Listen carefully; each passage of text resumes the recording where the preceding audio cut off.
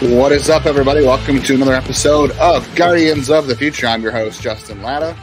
Apologies for not having an episode last week. I had a bit of a migraine Monday and really just didn't want to push through it and didn't really have any plan. Want to let things kind of go in the first part of the season and see some storylines develop, talk about some players. And we've got plenty to talk about now in the minor leagues. So thanks for sticking with me. Find the show. I'll do my Lockdown Guardian spiel here. You can find the podcast wherever you get podcasts. They're free. Spotify, Apple, where most people listen, but you can get it pretty much anywhere else. I think we're on. I think we're even on iHeartRadio now, and we're on all kinds of places, and of course on YouTube. And you can subscribe to the newsletter at nextyearincleveland.com, where we've got every minor league game covered, whether it is the daily recap. I've been in a captain's game recently. Matthew Genao was at a captain's game in Fort Wayne. We've got that covered. I've got an interview with Alex Mooney today that I got on Friday from the captain's game that I will play for a little bit for you. I'm going to leave some of it for the website later in the week. I'm transcribing right now. It should be fun. I'm also scheduled to talk to Guardians Director of Player Development, Rob Serfolio, this Wednesday, so I'm hoping to have some audio for that for next week as well. I really appreciate him taking the time to talk to me this coming week as well. But for this week, it's just me and you, and it's just some highlights from the Guardians minor league system in the start of the season so far. And at the back half, I will play you a portion of my interview with Alex Mooney from the Captains on Friday. So let's start with the Lynchburg Hillcats. My goodness.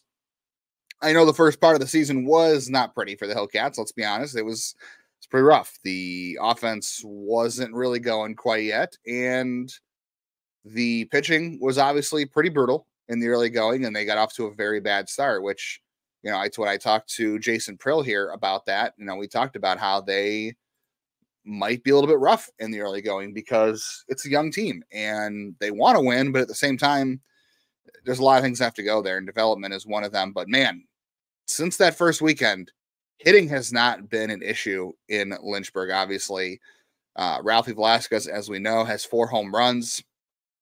He's doing really well. He's got a total of 6 extra base hits in his first 11 games. I think 12 now. He's got a double. He had a double on Sunday. The stats aren't updated, but I think he had a double Sunday. So he's up to 7 extra base hits in 12 games. Could not ask for more from the 19-year-old.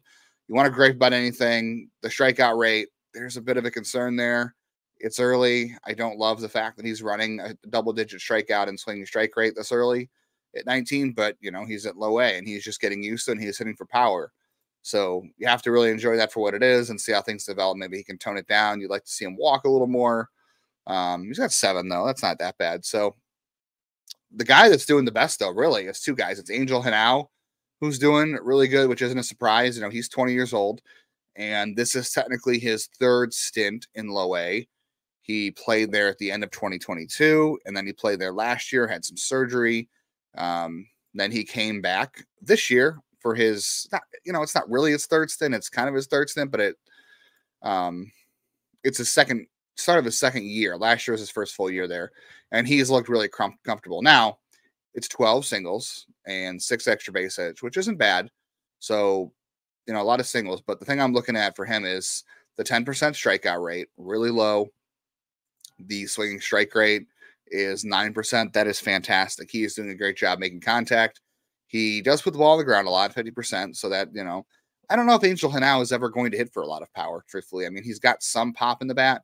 He's a very aggressive swinger. He takes a hard hack. I don't know how much power he'll develop. He's not a huge frame kid. We'll see. But I think if anybody needs promoted early in the season, because I know people want to talk about, well, when is Ralphie going to go to Lake County? And when is Jaison Chourio going to go to Lake County? And for me, Angel Genao has to be the first guy to get to Lake County from Lynchburg because, as I stated, this is technically a part of his 3rd season there. He has now played there in parts of 3 seasons. He was there all last year. He's ready to go to the next level. The problem is you've got Alex Mooney, who we're going to hear from later in this podcast, and you've got Jose Devers, who is playing in Lake County. You've got Nate Furman, who needs to hit his way to Akron, which there could be at bats from Akron. We'll talk about upward mobility in a little bit. You've got Tyrese Turner, who I don't think should be a priority there. So if you have to sacrifice some of his at-bats for somebody else, you should, because he's more of a utility guy. He's also 24. I would not, really sit there and prioritize his at-bats so much. But I think Furman would be the first to go up to Akron if he gets things moving a little bit, because at Akron, you've got Bracho and Cairo, who I know some people are on the Bracho train. I don't think he's a prospect anymore. I just don't. He can hit the occasional home run. Everyone gets excited about that, but that's, he's not going to be a major league player, in my opinion. And you got Watson moving all over in Akron. Frias plays all over. They're going to get at bats for Tolentino and Valdez and Frias. So you can open up at bats for somebody in AA and move Genao to high A sooner than later if we're talking about the first set of promotions. And I think it has to go to Genao. I know everybody wants to see Ralphie get moved up. I do too, because low A is, I hate, no disrespect to any of the organizations down there. It's not their fault, but low A is just not a very competitive level anymore. Ever since they've eliminated the short season ball, you've just got a lot of pitchers who can barely throw a second pitch for a strike. Sometimes they can't even throw their fastball for a strike. You get your tugboats, Matt Wilkinson, who we'll talk about. You get some of those guys in that level. You get some Parker Messick's down there, but really it's a lot of kids again who are playing for their first time in a full season league on their own outside of a complex. So it's not a league where you're going to see a ton of great pitching. So hitting, it's very hard to see translate there. So when you see it with guys like Ralphie and Genao and Chourio are great, because they should be dominating this competition, right? You want to see them dominating this competition, because if you're not, there's a problem. Which is why you see guys who aren't hitting and you're like, okay, well, this is not good if you're not hitting at this level. Those guys are, but you do need a better challenge when you hit like this. So I think the first set of at-bats to be opened up are for Angel Genao at high A first. And then probably followed by Chourio. Honestly, Churio's off to a great start as well. He played part of a season there last year, and he's 19 now. Genao and Chourio. Genao, I believe, is going to be 21 next month. Yeah, he's going to turn 20 in May. And Chourio also going to turn 20 in May. Chourio is going to turn 19 the same day. So those two actually have the same birthday, but they're a year apart. And Ralphie is also going to turn 19 May 28th. So all those guys next month are going to hit their full age for the level. So 20 and 19. But Genao has to have the first at bats to the next level. And then to me, it's Chourio, actually, because in the outfield at Lake County, it's also pretty open. You have Justin Boyd, who unfortunately I don't think is a priority guy. Jorge Burgos is in his second year there. He can move up to Akron and kind of ride the bench. But, the at-bats at outfield in Akron are hard to come by, because you've got DeLauder has to play every day, and Halpin has to play every day. And you've got Planez, who is going into his final minor league year before he hits free agency. And Watson's playing some outfield. Cairo's playing some outfield. So playing time there is a little bit more difficult in terms of the outfield, but I think you can easily rotate some of those guys through and, move up a Burgos, or heck, even, I don't want to say cut Burgos, but, maybe he's just not a priority anymore right now in Akron, because Jake Fox has to go to Akron too. Like, I know he's not for the greatest start in Lake County, but he's got to go up too, because he's repeating the level, and he was good enough last year to go up. A lot of this is playing time. I have to be honest. Like, I think a lot of people want to see these promotions, and it's a lot of playing time. And I know that, like I said, the at-bats in Lynchburg are not as competitive for a hitter, and they're not as competitive for a pitcher if you are a Matt Wilkinson or a Parker Messick last year. They're not as competitive. So you want to get those guys to environments and be priorities, but you also have to, the Guardians want them to lay a foundation for routines, get used to playing every day, get used to being on their own for the first time, and being responsible to do your work, show up to the ballpark, take care of yourself, put baseball first, all those sorts of things, right? That's the first time some of these guys in Lynchburg are doing this. So that's what we talked about with Jason Prill, with some of the quote-unquote veterans that are in Lynchburg teaching other guys how to do that. So they want to let those guys lay a foundation, which they used to kind of do in the complex leagues that first year and they got drafted, right? Because they could stash all their draft picks. Let's be honest right now. I think that if they didn't cut the amount of minor leaguers you could have in your system down to 165 from whatever it was earlier, 180 or unlimited, I don't know, whatever. Those guys would still be in Arizona. Okay. I think Ralphie would still be in Arizona right now if it wasn't for this new rule pushing him there. Maybe he'd start there, but I don't think it's 100% guaranteed. Maybe even Rafael Ramirez would have started there. I don't know.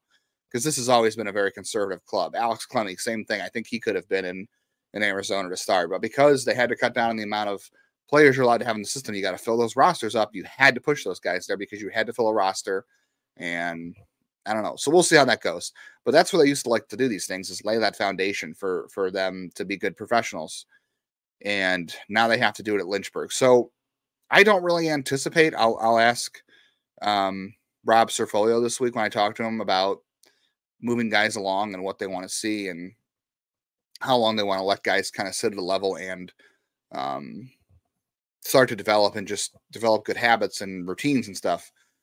But I don't think they're going to push these guys that fast. Again, I think now they recognize probably needs to go because he's 20 and he's repeating the level, and this is sort of his third year. Chourio's still pretty young, so I think a second half thing for him is more likely. Same with Ralphie. I don't know. I mean, look, it would be even those two guys going from Lynchburg to Lake County in the second half would be more about their, I want to say almost normal, but normal-ish. Like they have done that before, more so with pitching than hitting. They promoted guys from low A to high in the second half. Pitching, a lot of it sometimes is where you need guys to be. But a lot of this, again, is about reps and playing time, and they need reps. Ralphie needs pro reps. Rafael Ramirez needs pro reps. Jaison Chourio needs non-complex reps. Like, they all need reps. So you have to make sure they're playing. The first priority always for the Guardians, and I'm not saying this is right or wrong, but I'm saying the first priority for them is, okay, how do we get these guys at bats 5 out of the 6 games a week? They're probably going to rest a day, right? So how do we get these guys playing time 5 days a week, and who do we prioritize them over? And obviously they have their priority guys. And I said, no offense to Tyrese Turner, no offense to Justin Boyd, no offense to Jorge Burgos, but a guy like Jaison Chourio probably has to be more of a priority there. They've already done this with Isaiah Green. He was a priority when he came in here from the Mets, when that trade for Lindor, and now he's on the developmental list. That's just how it goes. He had chances, and they have other guys they have to do it for, and this is how things shift year over year. And now in Akron, they've got DeLauder and Halpin, and then they mix in Lampy, and they mix in Planez, and they're moving around Watson. So I think infield has more of a chance in Lynchburg and Lake County first for Genao. But the first priority is these guys getting reps. So anybody saying like May, like the birthdays for these guys, which is May 19th and May 28th for Ralphie, I think is premature. I think it's going to be, if Ralphie gets to Lake County in the second half, I think that's a good thing. That would be more in track with what the Guardians do, and that would still be kind of aggressive.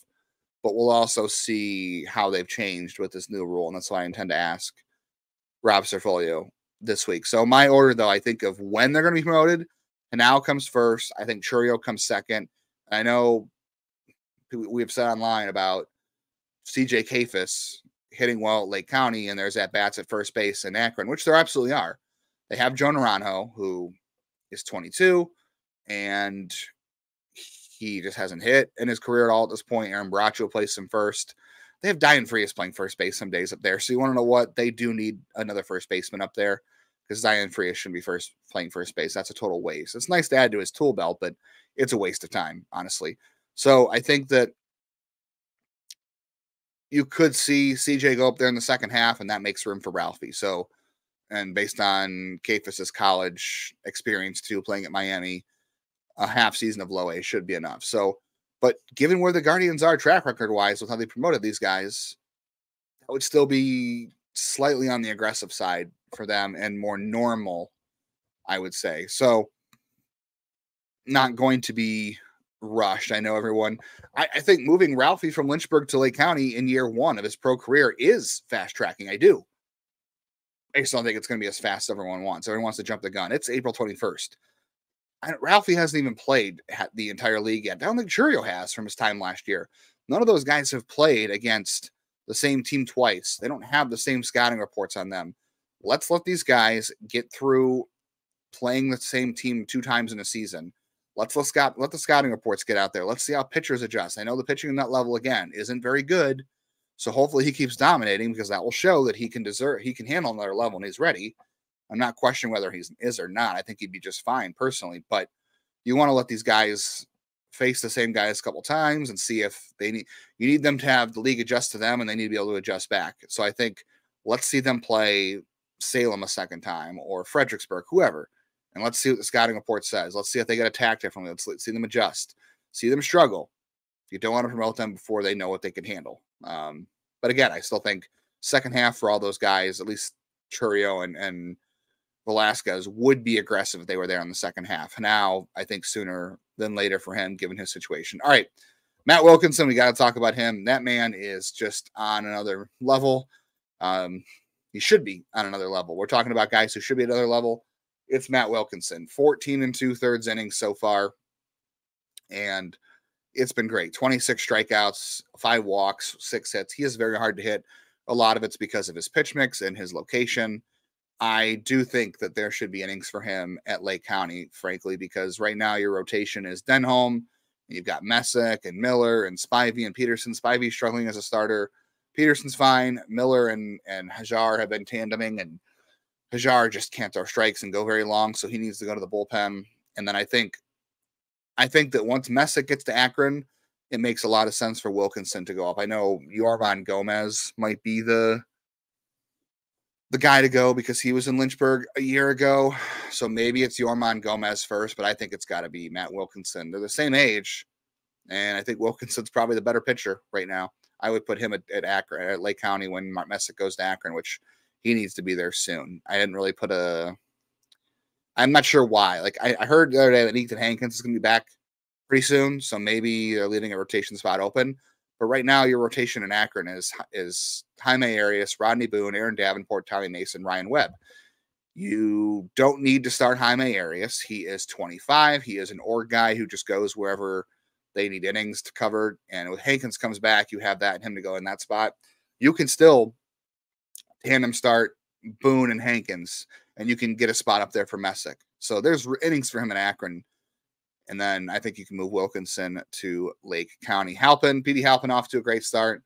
I'm not sure what changed for him. Last year he came into the season with kind of a new swing and a new stance, I should say. Not really a new swing so much, but a new loading setup, as it were. And he's done this 3 times already in his career. It's happened a lot. But this year he looks a little bit different once again, but 13 strikeouts in 12 games. So a little bit much there. In terms of strikeout rate, it's 22%, but better walk rate. He's just hitting the ball a little bit better, and I think he's also getting the ball in the air more, if I'm not mistaken. Yeah, he's got a 35% fly ball rate as opposed to a 27% ground ball rate. Not really pulling the ball a ton, but doing a lot of different things nicely, and he's off to the best start. I mean, Chase DeLauder is walking some. That's great. He's not striking out. It's a lot of ground balls for Chase DeLauder. I didn't mean to get into Chase DeLauder talk, but the things I was concerned about with Chase DeLauder coming into the year were his swing forcing him to be cut off at the end, which everyone's worried about, and it leads to him to pull a lot of ground balls on the ground. Pull the ball on the ground because he doesn't fully get around on some of the stuff. And that's what he's done so far. It's been a lot of pulled ground balls. Not great for Chase DeLauder. He needs to get the ball in the air more, and that's kind of thing I was worried about. But P.D. Halpin not having any issues with that so far. Really impressed with him. I don't know what the probability of him getting to Columbus is at this point. I mean, you have Cedrola. You don't need to prioritize him over P.D. Halpin. Certainly probably shouldn't prioritize Miles Straw over anybody, but I don't think they're going to quite go that far at this point. And you're going to get George Valera back maybe sometime in the month of May, which would be great. So I don't know, but glad to see P.D. Halpin off to a good start because it's a big year for him. He has got to be on the 40-man roster at the end of the season. Ryan Webb, watched 2 of his starts this week. He started on Tuesday and Sunday. Fantastic stuff from Ryan Webb. He did have some issues with the control on Sunday. He walked 4 batters. He didn't make it out of the 5th inning. But I heard he was about 91, 93 on the radar gun in Akron on Sunday. And he's missing a lot of bats. The changeup looks really good. The curveball is looking good. He's using the slider. He's just got to, work on that command. The command's been better this year. That start on Sunday was really his only the 3rd start of the year. Only the first time he's had control issues. So He's missing bats. I really think that Ryan Webb is going to be an option for the Guardians by the end of the year. I do. I think he's got to be on the 40 by the end of the year. And based on how Cleveland has operated in the last couple of years, they tend to get some guys some 40-man experience or major league experience the year that they have to be on the 40 late in the year. Now, obviously, you'd like to see him doing this at Akron, but given that, or on Columbus, I should say, but given that Columbus is really hurting for pitching right now, wouldn't shock me if he is one of the first pitchers up from Akron to Columbus at some point this year, because I just think the stuff is there, the age. That's a guy they have to worry about being aggressive with because of the age and the time missed with the Tommy John and coming back and all that. I think he is the first guy to get some innings at the AAA once he gets his footing under him for the year in Akron. So looking out for him. And as I said, I think Ethan Hankins is due back either this week or next week, I want to say. So if he's not back in the rotation this coming week for Akron, it should be the next week. So things seem to be okay with him. I'm not as sure on Doug Nikhazy. It seems like he's not too bummed, so I'm hoping that he's going to be just fine, but we'll see. And then Andrew Walters, my goodness. This is going to depend a little bit on what is happening in Columbus in terms of depth, right? Because you have Alamon up there, and you have Nick Enright, who is kicking butt. I'm not talking, Nick Enright needs to be get a major league shot. Tanner Burns is up there. He's okay. Ghost has been okay. You probably could move on from Randy LeBau or John Dogaxis or Anthony Bonda, one of those guys. They're all there for depth. So innings shouldn't be an issue. I think you just get Walters up there sooner than later. I think Walters is going to be in Cleveland by the end of the year. I really do, especially given the way the injuries have been at the major league level and just across baseball. And if they're going to stay in contention, they're hot. You want more bullpen reinforcements? I think it's the way to go. In Lake County, I saw them for the first time on Friday in person, I should say. And it's the 2023 draft pick show there. Honestly, you've got Cooper Ingle, who's hitting the ball great. He hit a home run on Sunday. He's been dealing with a bit of a sore right shoulder. So I watched him on Friday, and he was not committing his front shoulder at all on his swings. It was a very handsy swing. Like he was getting his hands out in front before anything else, because you could just tell the right shoulder was bothering him. All of his throws were kind of from like a 3/4 or sidearm angle because something wasn't right. But he still managed that home run on Sunday despite that. So good for him. Hope he's okay. It's just a temporary thing for him, but he is still hitting the ball great. I love the approach at that level. That's another guy I would love to see get at bats in Akron, because Cody Huff is their starter and Michael Ramirez is backing him up there with the catcher rotation, even though one of those guys isn't really going to DH much up there. I would still like to see him get some time in AA this year. Hope you just heard a frost advisory was issued for my location in Ohio, as that update came over my computer. Thanks for that. Everybody can hear that, I hope. Don't know why that was important time to play. Anyway, so Cooper Ingle off to a really good start in Lake County. Again, I think he is prepared for another level just because of where he played in the ACC and his approach overall. Just, I feel really good about it, but he should find at bats in Akron sooner than later, given his age as well. CJ Kafis, as we talked about, off to a really good start offensively. I believe a little bit less in his start, though, because he is hitting a lot of fly balls. He's not pulling them a lot. He does have 2 homers. I would like to see him, though. He's not striking out, which he never did in college. He's barely walking. I'd like to see him get some more footing, too, as well in the pros.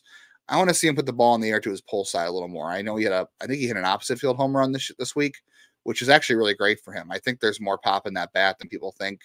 He might still end up being a light hitting first baseman. He did play left field on Sunday for the first time, which I didn't see what he did, but hopefully it was good. But I would like to see him hit the ball in the air to the pull side a little bit more. We'll see if they can work on that with him. But at bats for those guys, the next level should open up at some point, even though you've got Cody Huff there, who might be a priority because of his defense. And then obviously Alex Mooney, who we're going to hear from at the end of the podcast, off to a really good start. Now, he is swinging and missing quite a bit, I will say. The strikeout rate is high. It's early. I'm hoping this isn't a big deal for him. He did not strike out a lot in college. He's not walking, but man, he's hitting everything in sight. And I really like the confidence of this kid. So we'll see what they'd want to do with him.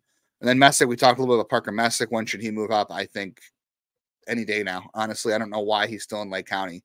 I saw him pitch again on Friday. It's the same stuff. He can throw the slider and the changeup in any count. He is up to 94 with the fastball. It's like 89, 93, top out of 94.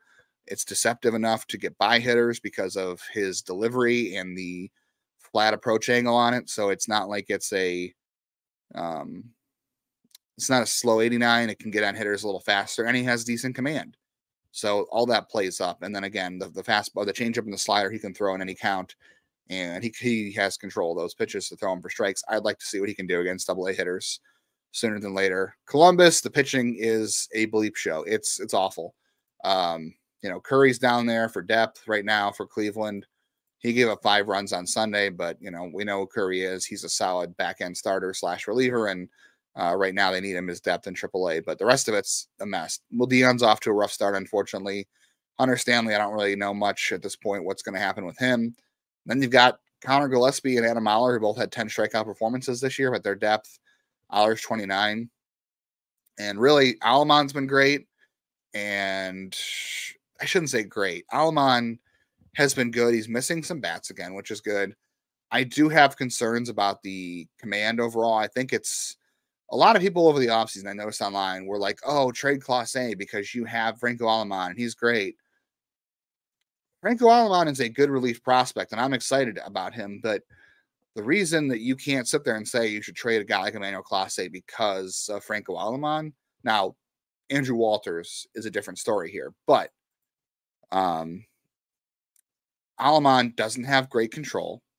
He really is kind of a 1 or 2 pitch pitcher, and even it's more of a 1 pitch. He doesn't throw the slider a whole lot, and it's a 4-seam and a sinker, and they're similar velocities, but he gets away with it because I saw this from a guy online. I'm going to butcher the name, but Ben Porat, I think, from Baseball America, contributor, talked about how his induced vertical break and his sinker, they kind of play off each other pretty well. He tunnels them. They look similar, and it's a low release point.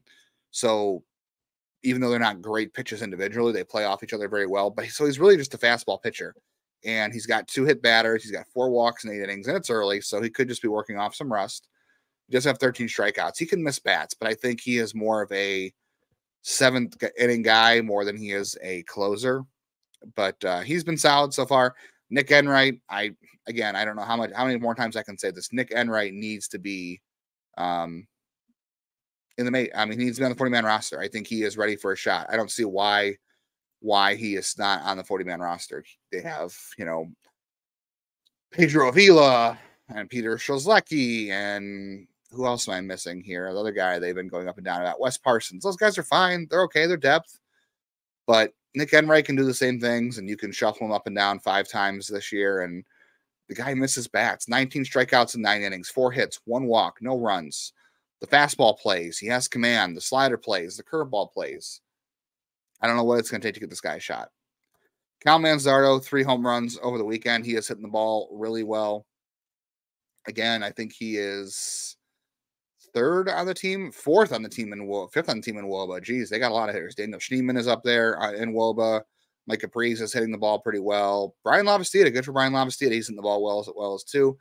Jonathan Rodriguez is hitting the ball really well. I don't know how much longer it'll be until they give him a shot, but he's hitting the ball well in Columbus, although he is striking out a ton as well. And I think his batted ball data is very goofy in terms of fly ball to ground ball rate. Yeah, he's hitting a lot of ground balls right now. So it's very weird about Rodriguez. I don't know if what he's doing is sustainable right now. So maybe I'd hold off on Rodriguez at the moment, but I don't know when Manzardo's time is going to come. We're past the control date, so they get a 7th year control out of him at this point. Super 2, I don't know. That's to be determined. It depends on when all the other prospects are called up. Super 2 date is never a hard date because of the of when other prospects are called up. It's the top 22% of the rookies that are called up in terms of playing time. So it depends on when other guys are called up. And there's been a couple. So we're definitely not close to Super 2 date. It's usually sometime in June or July. Usually it's June, so we're not anywhere close to that. If they're going to Super 2 them, then it's going to be a while. We'll see. Too soon right now, but it's only been 17, 18 games for them in AAA. It's only been 21 for Cleveland. I would say Memorial Day at earliest for Manzardo. And then we'll end before we get to the interview with Alex Mooney, the 1-1 update. At next year in Cleveland.substack.com, we keep doing the weekly our rankings for the 1-1 pick, where we think the Guardians will go. And I was Nick Kurtz early in the year, and then I've been Travis Bazzana, and I think I'm still Travis Bazzana. But here's the thing. It doesn't really matter who it is in the end, because I think we've narrowed it down. I think it's pretty likely to be Condon, Bazzana, Montgomery, and then I'm thinking it's not going to be Kurtz. I don't know. I just think it's unlikely. I think it's probably those three at this point. We'll see. But no matter who they pick, those are all good picks. And we've talked about this a million times on Locked On Guardians, is that handedness doesn't matter at all. It doesn't. They're going to take the best bat no matter what, because that hitter who they're taking 1-1 overall, they expect to be able to hit lefties or righties no matter what side of the ball the plate they hit from, right? So handedness is not going to matter. You are taking the highest upside, the best player you think in the draft that is going to hit their upside and is also going to sign for an underslot deal. And I know people are going to say, oh, Dolan's cheap, underslot, blah, blah, blah. As we talked about at Locked On Guardians, every team does this. Everybody pretty much goes underslot at the first overall pick. It's very rare that a team goes full slot. I know Spencer Torkelson did this in Detroit in 2020. 2020 was a weird year. Some teams do go full slot, but because Cleveland has so much money to play with and they can use it down the board, they always like to do, every team does this, and it's not about money. They always spend all their draft capital. They go into a penalty every year. They got to pay a fine almost every year, except for 2020, because of how much money they spend in the draft. They spend to the point where they don't lose a draft pick, but they have to pay a fine. So spending money is not an issue for the Guardians in the draft. That's where they do spend the allotted money they are allowed to spend. They do go up and beyond that. So don't sit there and take, underslot deal at 1-1 as a cheap thing. It's not, but it'll depend on who between Condon, Bazzana, and Montgomery will give them at 1-1, and maybe Kurtz. I don't know, maybe. It depends on what they'll give them at 1-1. But they're going to take, if everything is equal between four of them or three of them or two of them, and they just take the guy that takes the less money so they can spend it later in the draft, they will do it. But no matter what, I think all those guys are going to be really good hitters. I really do.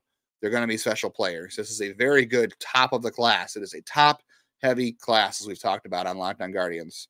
It is not a good class, 15 or 10 to 30, right? It's not great there. And then it's okay in the back half. But the Guardians are going to get a good player no matter what. You don't have to worry about, oh, they went cheap or whatever. These guys are special players. They truly are. Would they have gone over Skeens, Cruz, Langford? Probably not. No, that's a special year. All those guys are 1-1 talents. And I think any of these guys would be fourth right after all three of them last year.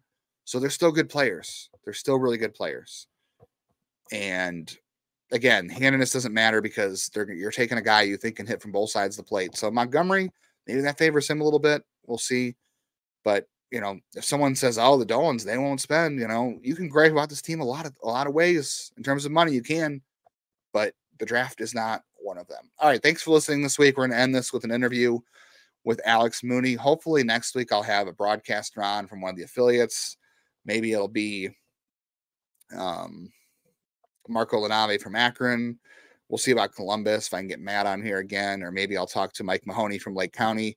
I know he's not their broadcaster, but he and I had a good conversation last year, and he's a lot of fun to talk to in the press box and just in general. So maybe we'll have him for some Lake County observations. But until then, thank you for listening. Go subscribe to the newsletter at nextyearincleveland.substack.com.